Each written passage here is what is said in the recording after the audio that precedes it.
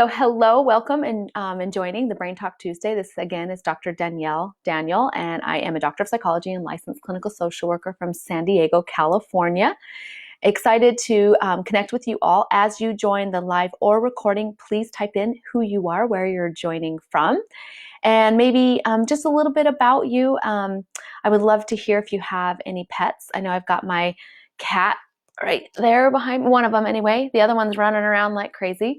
And so they're keeping me really content in this quarantine. I'll tell you, that's been really a good blessing. So would love to see your comments and saying hello.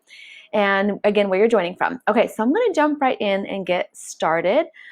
For those of you who are just joining new, I would love for you to tell me that maybe this is the first time you're watching this video. I do a lot of brain talks, and I love to talk about natural ways we can help our brain. And my subject today is on memory. It's such a precious, precious gift we have. And I hear a lot of people talk about in fear, they don't want to, lose their memory. And I get it. I mean, I don't want to. That would be a very hard thing. And I also want to just acknowledge that a lot of you are actually going through that, either yourselves or your own family, and it can be a difficult thing. So again, I don't have a fix-all solution, but I do have some things that can help and support your memory. And again, prevention is one of the best things you can do. So let's start there. So I'm going to actually read a little bit about memory first, and then we'll go from there. I just want to see, sorry, I'm going to take just a minute in the video, which I don't normally like to do. Okay, there we go. I just want to see the comments. There they are. Okay, I found the screen to see the comments. So hello, welcome to you guys joining me. And this will be a great time right before I share this information on frankincense and neroli and memory. If you want to tag people and share this video, all right, into your groups. And let's create a watch party with this. So, all right, first of all, let's talk about memory. So there are, so let's talk first about stress. So stress, I have my notes so I stay on topic here. Stress interferes with the capacity to encode memory and retrieve information.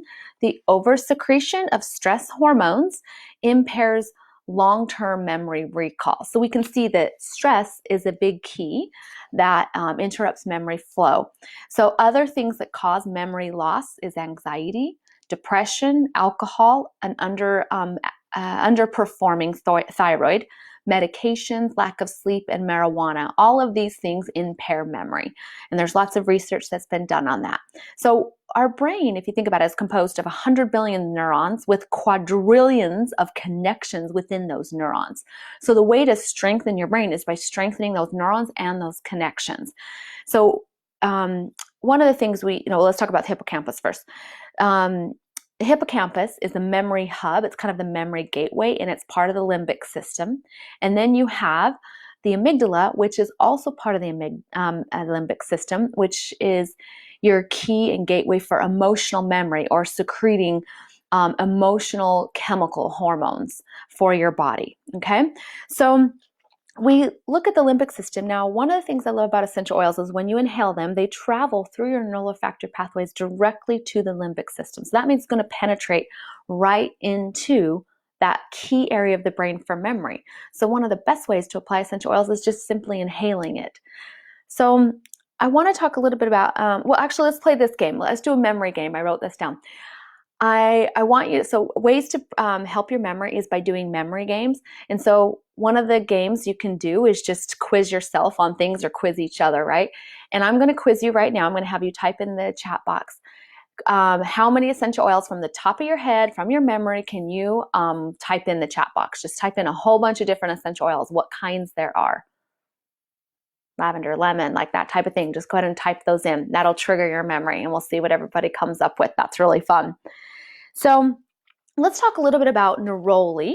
I am actually going to read from my book, and if you don't have my book yet, you can actually still order it, of course, on my website. I put a link in this post, so you can go to that, and it's called Mental Health and Aromatherapy, and it's a guide to using essential oils for PTSD. It's actually my doctoral dissertation, so it's heavily neuroscientific and research-based, just so you know. But I'm going to read from it, and we will be reading from it for quite a few weeks here just to kind of get you familiar with the research in there. So let's talk about Neroli essential oil.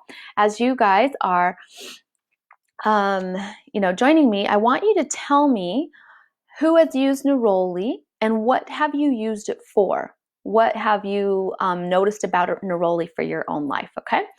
So a couple of things.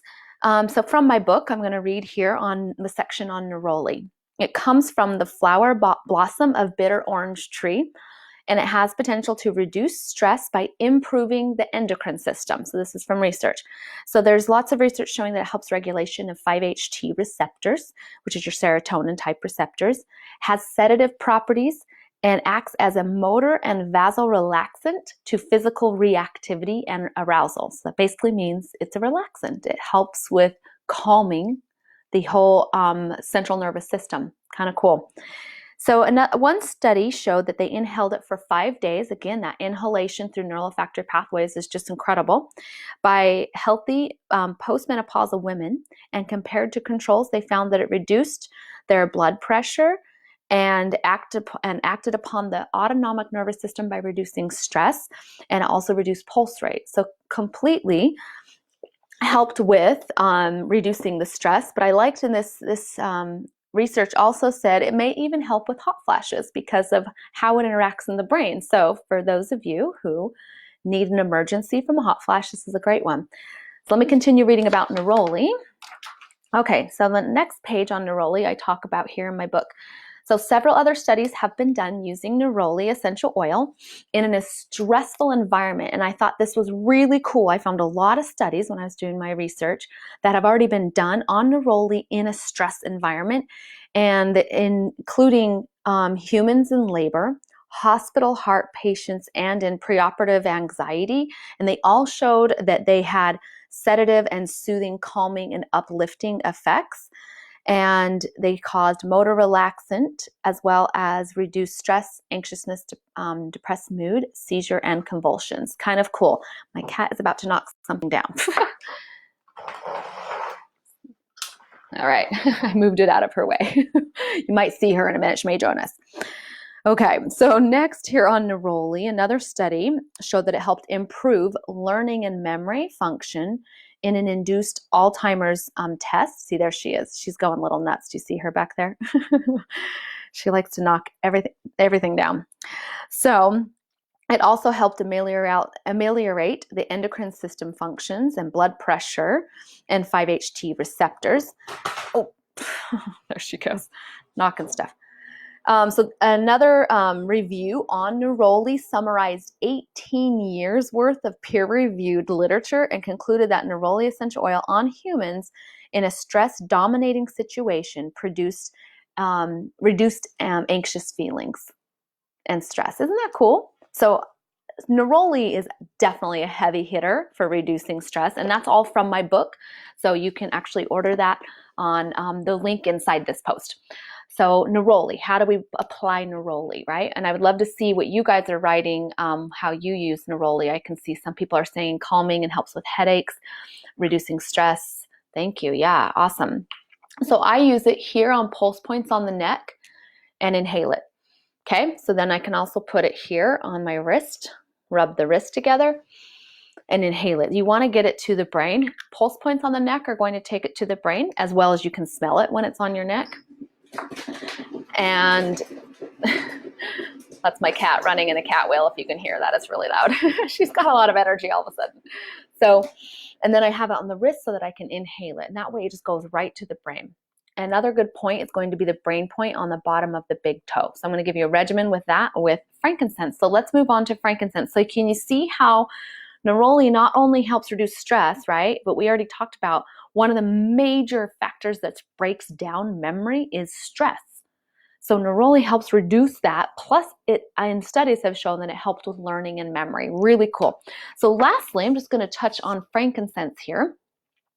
So frankincense is also great for memory. We know it's already been studied for a trillion other things. Obviously, frankincense has some of the highest studied research. And I like the smell of it. It's very different, but I like it. So let's talk about frankincense. A couple things. Let's see here. They did one study on pregnant rat mothers. I thought this was kind of cool, and that you can do so much work, you know, preventative and also just healthy things you can do during pregnancy and on babies. And frankincense is one of those. So they applied frankincense and found that it improved memory in the offspring of those rats. And it did it through calcium calmodulin mediators in the brain, which are crucial to memory. So there's a whole, you know, brain reason why it works, but I just thought that was really cool. And then another study on elderly men found that it improved acquisition and retention of motor memory after 4 weeks of using frankincense. So this is another one. I would put it on the back of the neck at the occipital point. So if you can feel on your skull and your spine, in between that's a soft spot, you can just rub it right there. You can also do wrists and smell it, inhale it, and pulse points. But what I would recommend, if you're really concerned, if you're just using it for maintenance and once a day, twice a day is great, you could just put it on in the mornings. But if you're really concerned, I would highly recommend doing it 4 to 5 times a day on the points that I just showed you. But 2 of those times you're going to do morning and evening on the bottom of the big toe.